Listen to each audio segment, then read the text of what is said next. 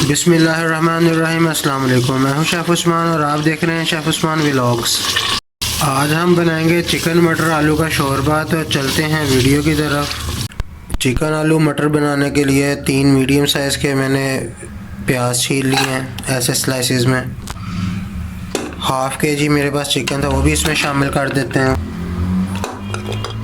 8-9 میرے پاس لہسن کے جبے تھے، وہ بھی اس میں شامل کر دیتے ہیں۔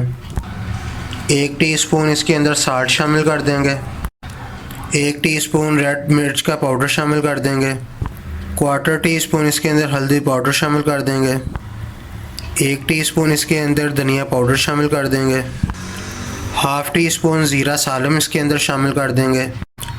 ½ کپ اس میں پانی شامل کر دیتے ہیں۔ اچھی طرح چمچ سے اس کو مکس کر دیں تاکہ مسالہ جات جو سے چکن کو اور پیاز کو اچھی طرح لگ جائیں۔ اس کے بعد ہم اوپر ڈھکن لگا کے پریشر میں 3 منٹ کے لیے اس کو اچھی طرح چکن کو اور پیاز کو گلا لیں گے۔ باقی کا پروسیس اس کے بعد ہوگا۔ فلیم کو میں نے آن کر دیا۔ اب 3 منٹ اس کو ہم ایسے ہی پکائیں گے۔ جب اس کی وسل سٹارٹ ہو جائے گی بجنا، اس کے بعد 3 منٹ کے لیے ہم نے اس کو پکا لینا۔ 3 منٹ ہو چکے ہیں، اب میں فلیم کو آف کر دیتا ہوں۔ وسل بجتے بجتے 3 منٹ ہو چکے ہیں۔ اگر 3 منٹ سے زیادہ ہم پریشر کو بند رکھیں گے اور فلیم کو آن رکھیں گے تو گوشت جو ہے ہمارا وہ ٹوٹ جائے گا، ہڈی سے الگ ہو جائے گا۔ اس لیے اب ہم فلیم کو بند کر دیتے ہیں۔ 3 منٹ کے بعد میں نے اب پریشر کوکر کا جو سا فلیم ہے وہ نیچے سے وہ بند کر دیا تھا، اور اب میں نے تھوڑا سا پانی ڈرائی کرنے کے لیے نیچے سے فلیم دوبارہ آن کر لیا ہے۔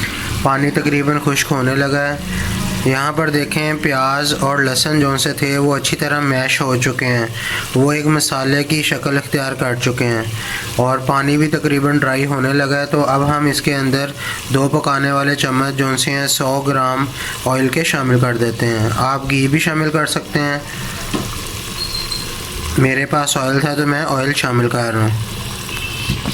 اس کو اچھی طرح مکس کر لیں آئل کو، تاکہ مسالے کے ساتھ آئل جو ہے وہ اچھی طرح جذب ہو جائے، اور گریوی جو سی ہے ہماری مسالے کی وہ اچھی طرح تیار ہو جائے۔ پھر اس کے اندر ہم مٹر شامل کر دیں گے۔ 1 ٹیبل اسپون پیسا ہوا ادرک بھی اس میں شامل کر دیتے ہیں۔ ادرک کو بھی اچھی طرح مکس کر دیتے ہیں تاکہ یہ اچھی طرح اس کی بھی ادرک کی بھی بنائی ہو جائے اور گوشت کا مسالے میں اچھی طرح یہ جذب ہو جائے۔ مسالے کی بنائی اچھی طرح ہو رہی ہے، آپ نے چمچ کو ہلاتے جانا ہے۔ اگر آپ چمچ کو نہیں ہلائیں گے تو مسالہ جو ہے وہ نیچے لگ جائے گا سرفیس پہ، تو اس لیے آپ نے مسالے کو اور چکن کو ہلاتے رہنا ہے۔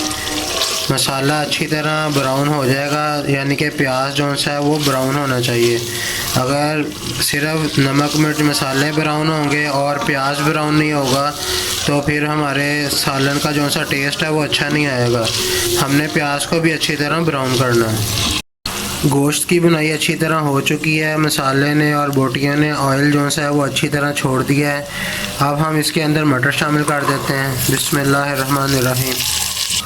یہ میں نے 2 میڈیم سائز کے آلو کٹ کر لیے تھے، یہ بھی اس میں شامل کر دیتے ہیں۔ اب 1 سے 2 منٹ آلو اور مٹر کی بنائی جو سی ہے وہ اس میں اچھی طرح ہو جائے، پھر ہم اس کے بعد پانی شامل کر دیں گے۔ آلوؤں کی اور مٹر کی جو سی بنائی ہے وہ اچھی طرح ہو چکی ہے۔ 1 سے 2 منٹ میں نے ان کو بھون لیا ہے۔ اب ہم 1.5 کپ پانی اس میں شامل کر دیتے ہیں۔ بسم اللہ الرحمن الرحیم۔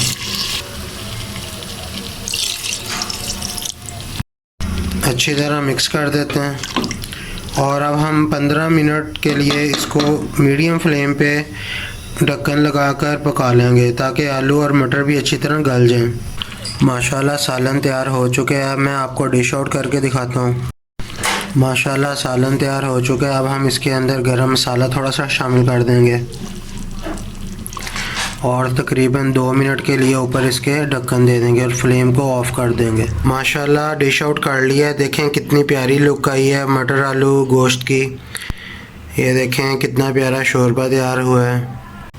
اگر آپ کو میری ویڈیو پسند آئی ہے تو لائک کر دیں، کمنٹ کر دیں، شیئر کر دیں، اور میرا چینل سبسکرائب کر دیں۔ مزید ایسی ویڈیوز کے لیے میرا چینل دیکھتے رہیے۔